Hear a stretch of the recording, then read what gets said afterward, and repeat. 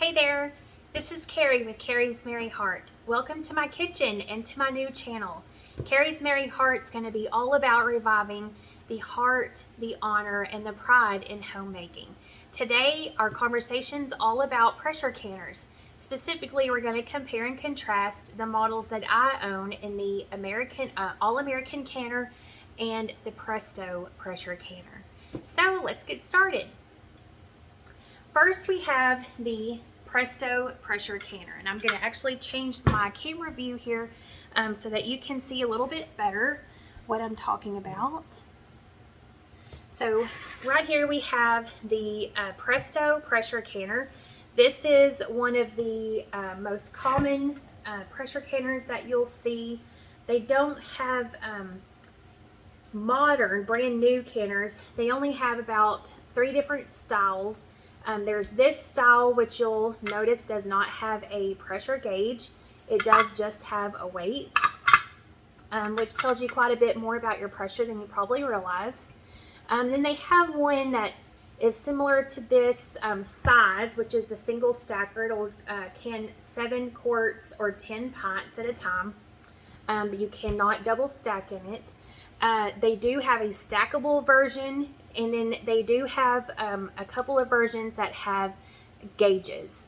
I gotta tell you, I love this canner. I absolutely love this canner. I use this canner frequently. This is kind of my daily user, mainly because of its size. It is very user friendly. I think it's a good canner for beginners and more experienced canners as well. This canner, one of the major differences between the All American canner and the Presto canner is number one, its closing apparatus. I know you're probably thinking, well, how much different can it really get than this? I gotta tell you, quite a bit different. This one simply has these, excuse that sound, has these variations in the height of the lip of the lid, and then you'll see here these little projections from the canner itself, the pot piece of it, the lower portion. And what you do is you let's see if I can get it to show. There's a little arrow right here, and then there's an arrow here, and what you want to do is line them up in such a way that the wider portion of the top fits over the wider portion of the base or the pot. And let me lift that so you can see. See, there's a lip, and so if you'll line those arrows up right here, it will allow that to pop on there good. And then what you do is just push down on your lid, and twist, and now it's locked. You know, I'm lifting it directly with the lid, and you'll notice that it's locked. The other major difference between this Presto canner and the All American is under the lid, and it has a gasket seal. Okay, it easily comes in and out. When you open your brand new Presto canner, you're going to want to give this a really good wash in soap and water. I recommend Dawn dish soap. They're not paying me to say that. It just really cuts grease the best.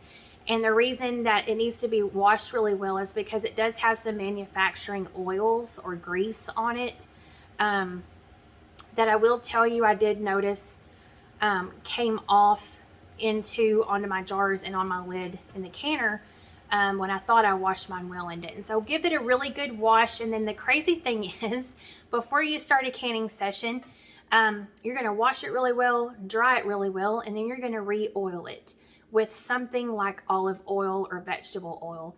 And you really just want to oil this side, the contact side, which you're going to notice what I'm talking about when you open yours, but it has like a indented lip, and then the contact side. The side you need to oil is just this contact side. It will catch your finger because it fits up under this lip right here. And so what I recommend is taking it out to oil it and just making sure you're oiling the side that's going to come in contact with the base here, okay? Pressure canners, you know, back kind of in the early days of pressure canning, got a bad rap for being bombs, essentially, and maybe that's what they were. Today's canners really come with some excellent safety features. One of them is this pop-off valve here. It's made of rubber as well. It moves, and it actually can come in and out. In fact, you're supposed to kind of keep an eye on this, test it, watch it for dry rotting and cracking, and replace it. So it easily comes in and out of the canner lid to the point that it can be replaced. So that's one of the things that as the user, you're responsible for keeping an eye on to keep this safe, to prevent it from becoming a bomb, okay? Again, this canner does not come or is not made or come with a gauge. You cannot add one to it. It does, however, come with a weight. It actually comes with all of your canner weights. I'm just bound and determined to drop it on the lid, aren't I? All of your weights come with the ability to can at 5, 10, or 15 pounds of pressure based on your elevation. We will talk about that in another video about elevation and why it matters, and about the different pounds of pressure based on elevation and why that matters. But all of your canners come with weights that can either be 5, 10, or 15 pounds of pressure. The Presto canner is no different. It comes in 3 parts. This is actually the most desirable weight for the Presto canners. The canners that come with the gauge actually come with a different style of weight.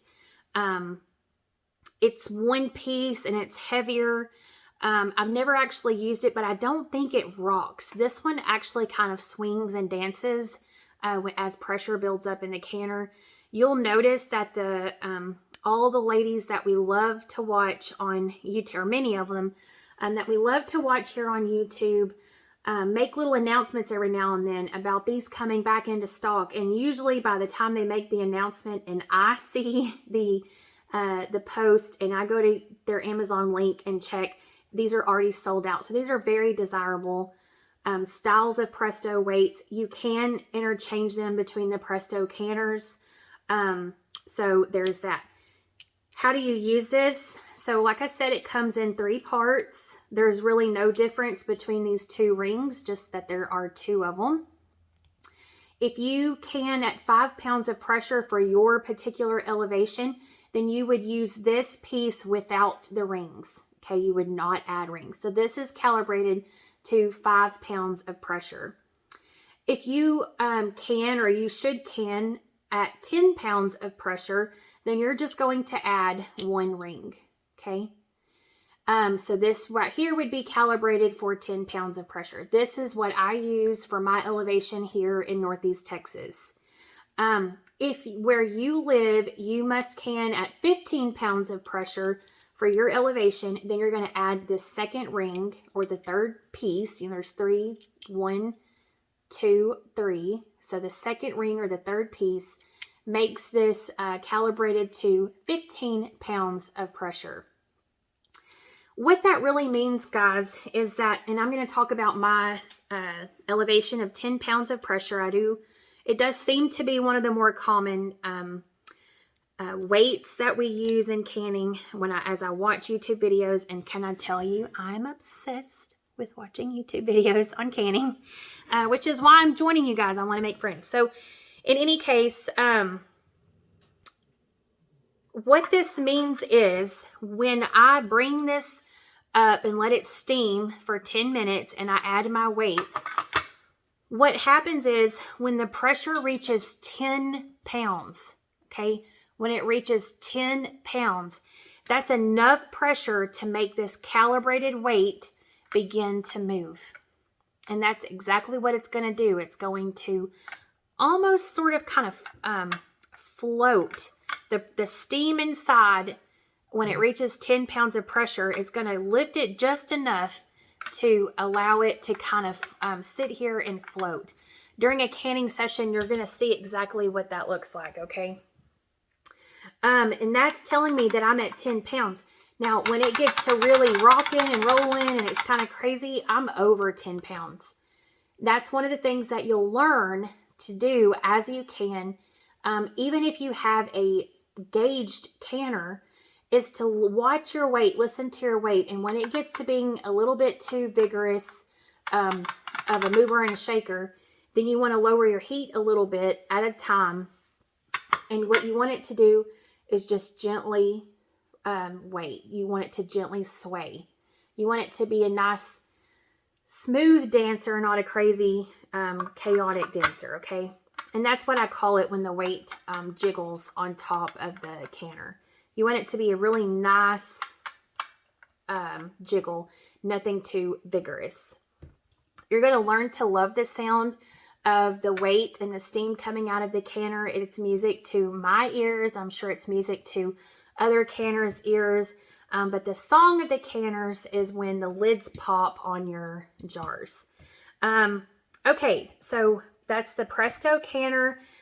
This is the model that does not double stack. It will fit quarts and pints. You just cannot double stack them, okay? I do love this canner. It's an affordable canner. It's very good. This particular canner is great for daily use. It's not very heavy. It's not very bulky. I do absolutely adore this canner, and I can't recommend it enough. It cans. The product that comes out of this canner is no different than what you get in the All American, okay? I don't want anyone to feel discouraged because they're buying their canner at Walmart or, you know, another big box store or a hardware store, whatever the case may be. This is an excellent canner. It's it's the best bang for your buck, no doubt. I absolutely love it, okay? I'm going to grab my All American and we'll start right back. Okay, we're back, and this big boy here is, or big girl if you want to call it that, is my All American canner. This is actually the first canner I ever bought. However, it's not the first one I ever received. Frequently since 2020, these have been on back order. That was the story when I bought mine. I actually bought it, I believe, in April of 2020. And guys, it didn't show up to my doorstep until October of 2020. I wanted this canner so bad, and it just seems like it took forever to get here. That's actually how I ended up buying the Presto canner. And guys, I'm really very glad I did, because it really gave me an appreciation for the task at hand and not necessarily just the tool. So I'm very proud to own both of these canners. And that's true for the Presto as well as the All American. This is considered the Cadillac of canners. This is the one people really work up to. I remember back when Linda with Linda's Pantry, it's a YouTube channel, was saving. She was putting away to buy an All American canner. So it really is something people work up to. They are pricey. What you're paying for with the All American, I think, is something that's just absolutely rock solid. This canner is going to be an heirloom. It's going to last for decades. The only part that you really have to keep an eye on and eventually replace is, again, the safety valve here. Ooh. But other than that, this canner does not have a rubber gasket. And that's by design. It actually has, you'll see the shape here of this lid where it meets the pot portion or the bottom portion of the canner. It's in such a way that it fits perfectly on this portion of the pot. And guys, it becomes a metal on metal gasket. And truly it does make a seal. You will learn, and there is a learning curve to a new user of the All American canner, because what you have to do is, sorry, I'm trying to get it to seat back down here without slamming. What you have to do is learn to place this lid on here. Let me show you. There's a space. Do you see this space right here? There's this space.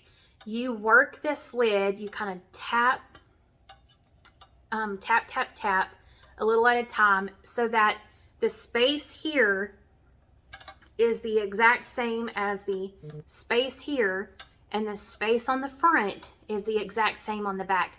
It sounds tedious, but guys, I promise you it's not.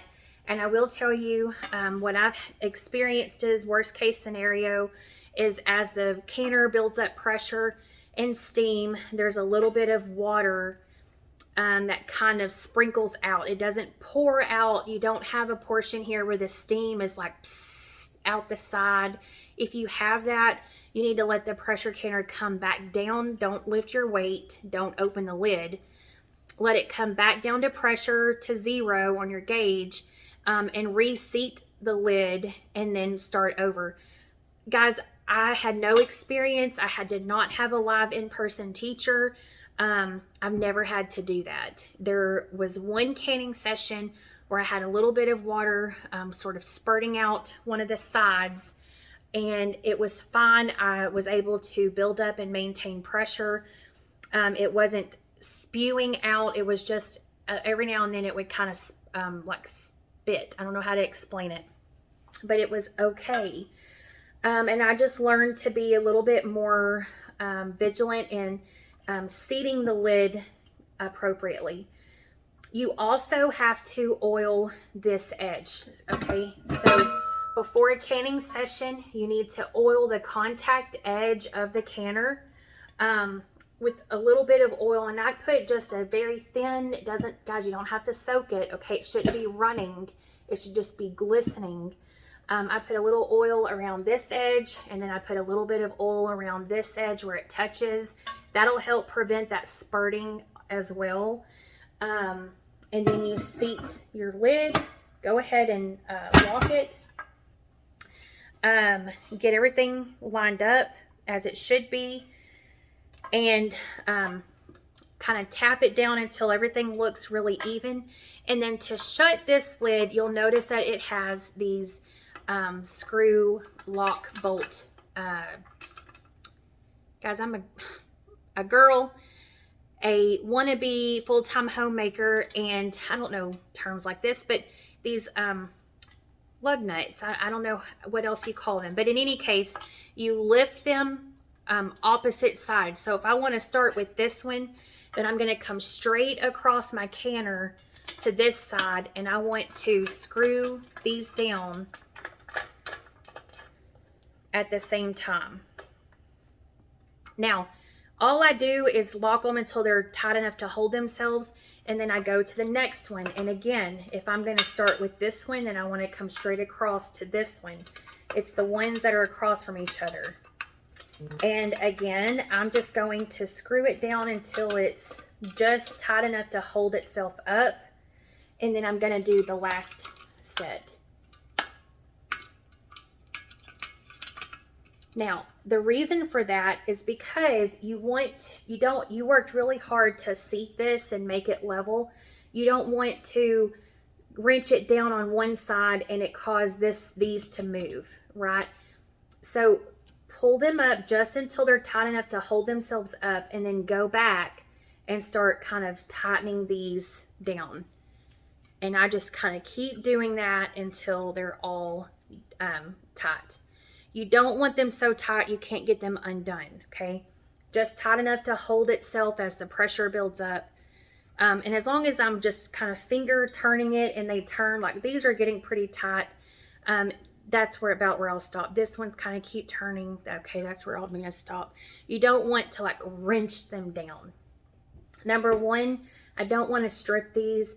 And two, I don't want it to be an act of Congress to get it open later. So just like I can't, in order to tighten this one anymore, I'm going to have to like really get my elbow into it, and that's not necessary. Okay. It's closed and it's tight. I really, when you open it really quick, when you are ready, when the pressure comes down from your session, and you're at 0 and you've kind of touched your weight, and we'll talk about the weight here in a minute. and it's ready to open, you're going to open it the same way. Bolts across from each other. You're going to loosen until they fall. And again, bolts across from each other, loosen until they fall. Loosen until they fall. And then you're going to twist it. The best recommendation is to not just completely open this, especially in the summer, spring and summer when our air conditioners are on. You kind of just want to seat it where it'll stay open. And we'll talk about that in a canning session in another video. And let everything kind of acclimate slowly. That's the secret to prevent siphoning, which is where the contents of your jar try to come out through the lid. And you can do that by slow temperature changes coming up and slow temperature changes going down, okay?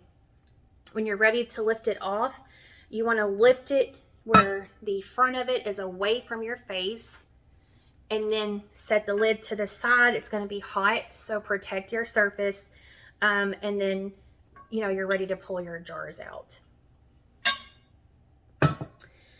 I absolutely love this canner. I plan to use it today to get some black-eyed peas canned. And I want to use this one because I can double stack pints. I don't know if I mentioned that before. This All American canner is the 925. It's a beast. It's a little bit, well, quite a bit bigger than my Presto. It is cast aluminum. It's very heavy. Again, rock solid. It's going to last for decades. And this one double stacks. It will not double stack quarts. Guys, the size of that canner, the size of that All American canner that double stacks quarts is huge. And unfortunately, I just don't have space for it in my kitchen where I have a microwave directly across the stove. I would love to remodel someday and really open this, you know, this area up so I can fit bigger pots and bigger canners. It's not a necessity because someday, if I ever do get the blessing and joy to own that bigger All American canner, I could certainly still use it and just take it out to the porch and can on a propane burner outside. So yes, you can use these canners on gas burners outdoors. You do want to read your manual because you can't use a certain BTU, and it will actually, it tells you that several times, and directly on the very first page inside it says, caution, do not use pressure canner on any outdoor LP gas burner or gas range over 12,000 BTUs. So you do, if you are going to take it outside and can, you need to know the BTUs of the propane or natural gas burner you plan to use outdoors, and ensure that it's not over 12,000 BTUs.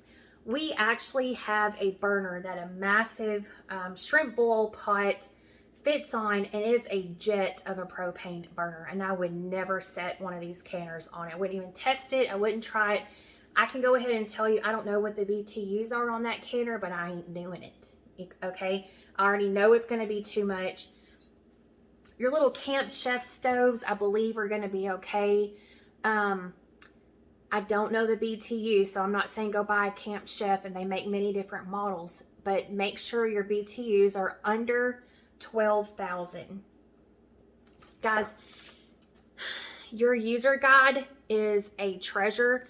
When you get your canner and you open it, do not throw this away. Keep it, okay? For my canners, I did just that. I have kept the little bag that my Presto weight came in, and even though I don't can at 15 pounds of pressure, I don't foresee the day that I'm going to have to do that, I still keep this piece. It's again, it's a treasure to me. I want to take good care of these. I want to keep all of my components. I still keep the bag my Presto, my All American canner weight came in, and I actually keep my weight in that still. And I have this bag that came with one of my canners that I keep the user guides and the weights in, and it's without fail. When I'm done canning, everything's cooled off, it all goes back in this bag, and it goes into my kit here that we're going to talk about here in a different video. So these are treasures. Don't lose them. Don't set them. I mean, you need to be as mindful about these, especially these weights, as you do your wedding ring, okay? Probably more so because I've lost mine. That's a story for another day. We have not talked about the weight for the All American canner, and that'll probably tie up this video. I want to talk about safety, and then we'll tie up the video. The All American weight, I love this. I think this is one of the other benefits of the All American canner. It's one piece. It doesn't come apart. You don't have to figure out ring, blah, blah, blah, blah, blah, blah. It's one weight. And I don't know, I don't understand it. But somehow it's calibrated and you turn it to your weight. So let's see if I can, wrong side. If I can show you, you might can see there's a number stamped here, a number stamped here, and a number stamped right here, okay? There is 5, 10, and 15. And where each number is a corresponding hole, okay? So there's the hole for 5. Here's 15 and a hole. And then here's 10 and a hole. So for your elevation, you're going to determine if you're at 5, 10, or 15 pounds of pressure. And then you're going to use your weight according to that. So here in Northeast Texas, I'm at 10 pounds of pressure.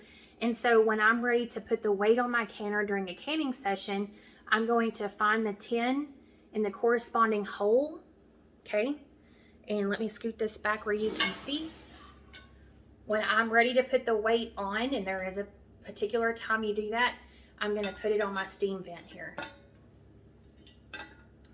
And then it would build up to pressure, and then when it got to 10 pounds of pressure, this will kind of start spinning and shaking and kind of and that's telling me that I'm building up to my 10 pounds of pressure. When you see the gauge reach 10 or 11, usually you're going to start seeing this move. And so that's how you watch your weights. Some people would say, especially early canning, don't watch your gauge, or watch your gauge as more of a backup indicator. Let your weight be the primary, okay?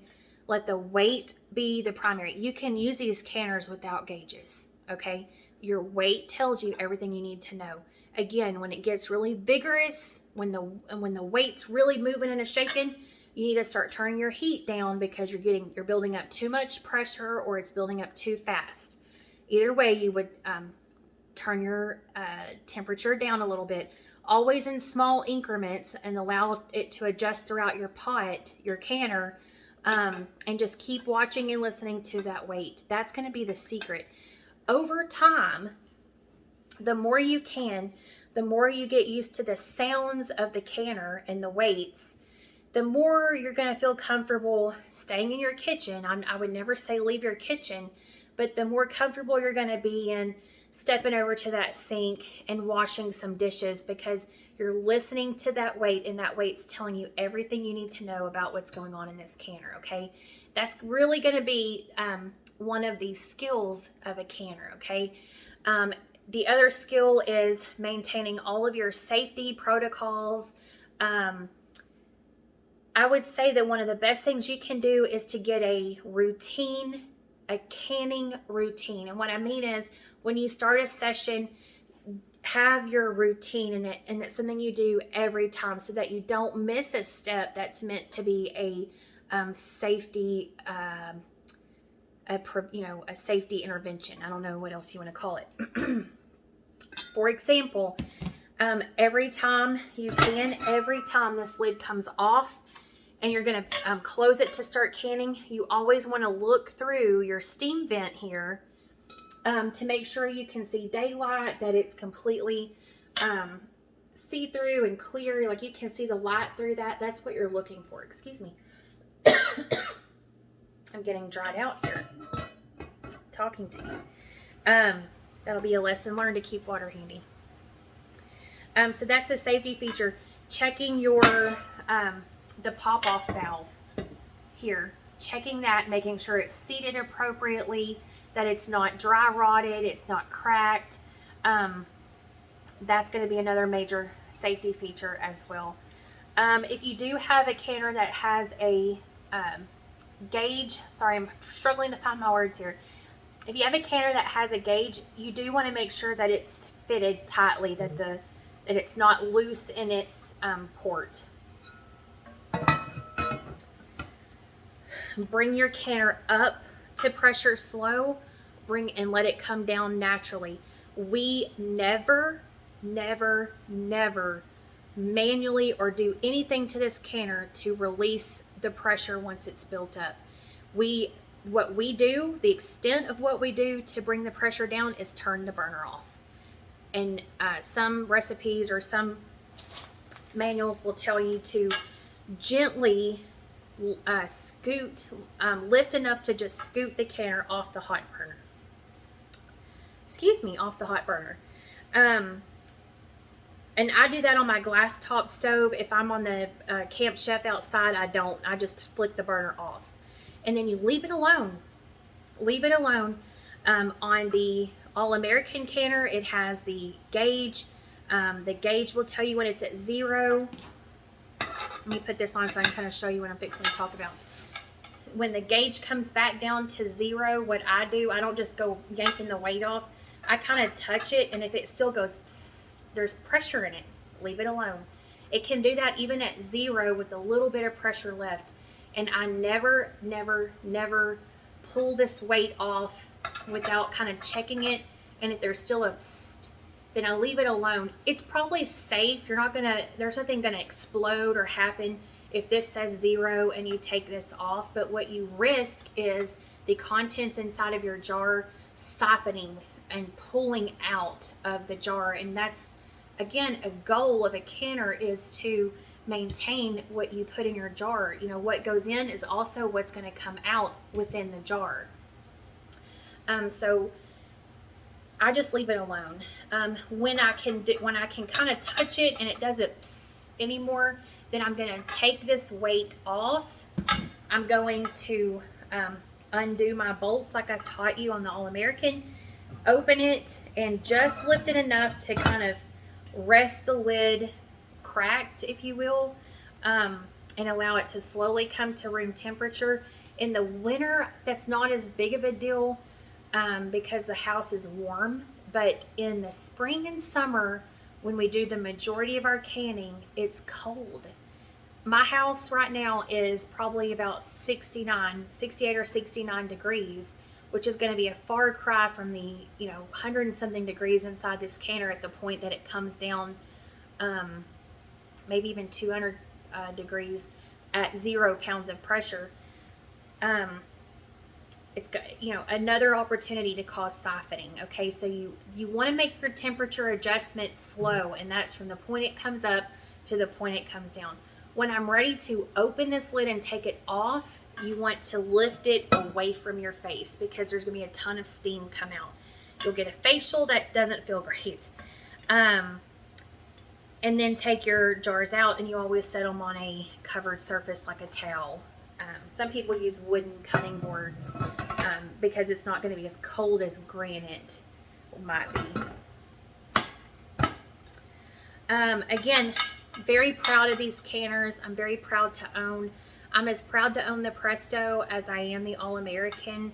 I will tell you, 2 canners is probably enough, but there are 2 All Americans that I keep my eye on. There's one that's actually smaller than both of these canners that would be excellent for small batch canning. I would love to have it. It would be easy to keep in my kitchen and throw leftover things in like a soup or ham. I love to make ham broth for beans.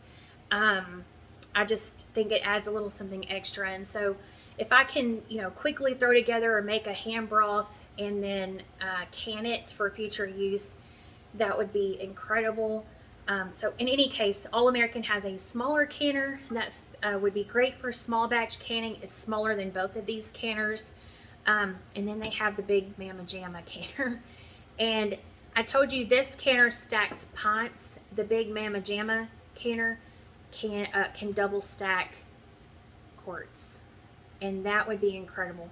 I wouldn't be able to use it in this kitchen. I would have to use it outside. It would not hurt my feelings one bit if I was able to double stack quarts. The benefit there is usually with meat, or say in the summer you're bringing in something from the garden and there's just a ton of it.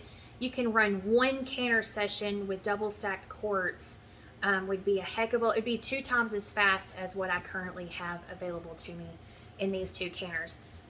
These are great entry-level canners. That Presto canner does the exact same thing, the exact same work. It produces the same result as the All American canner. Get your hands on one or the other, whatever it takes. I will say price point, the Presto is more affordable. Usually for less than $100, you can get into a Presto canner.